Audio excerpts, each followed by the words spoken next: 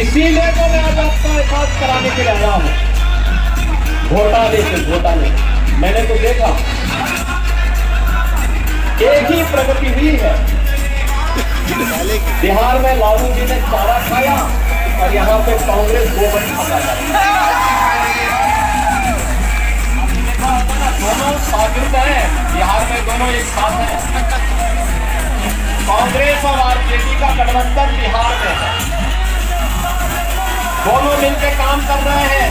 संस्कारों का क्या असर पड़ता है या हमको देखना हो तो कांग्रेस के ऊपर देख सकते हैं। जिस भैंस के चारे को लालू जी बचा गए थे अपने शासन में, आज कांग्रेस ने उससे भी 2 कदम आगे चल करके गोबर को ही बचाने का काम शुरू कर दिया।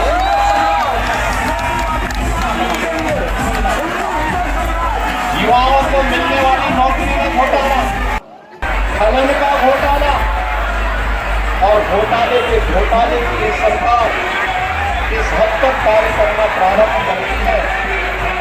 यानी पहले तो वायदे खिलाफी की, फिर जनता को मिलने वाली योजनाओं में इन्होंने बंदरबांट किया और अब भ्रष्टाचार की एक नई इबारत खड़ी करते छत्तीसगढ़ के विकास में बाधक करके इसके अस्तित्व को पूरी तरह समाप्त करने के लिए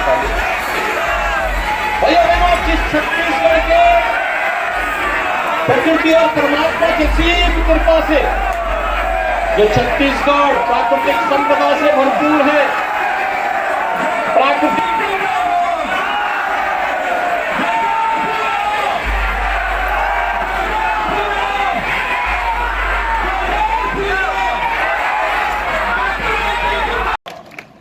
इसीलिए तो मैं आज आपको एहसास कराने के लिए आया हूं।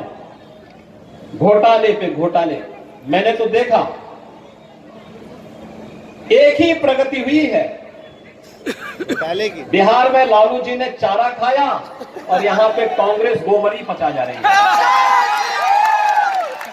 आपने देखा होगा ना, दोनों शागिर्द हैं, बिहार में दोनों एक साथ हैं।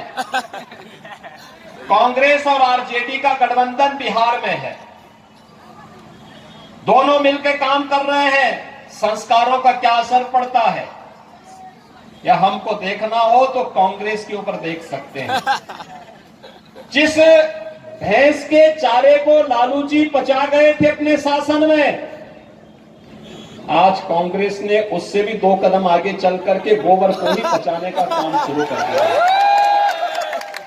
कितना बड़ा घोटाला, कोयला घोटाला, युवाओं को मिलने वाली नौकरी में घोटाला, खनन का घोटाला और घोटाले की ये सरकार किस हद तक कार्य करना प्रारंभ कर दी है।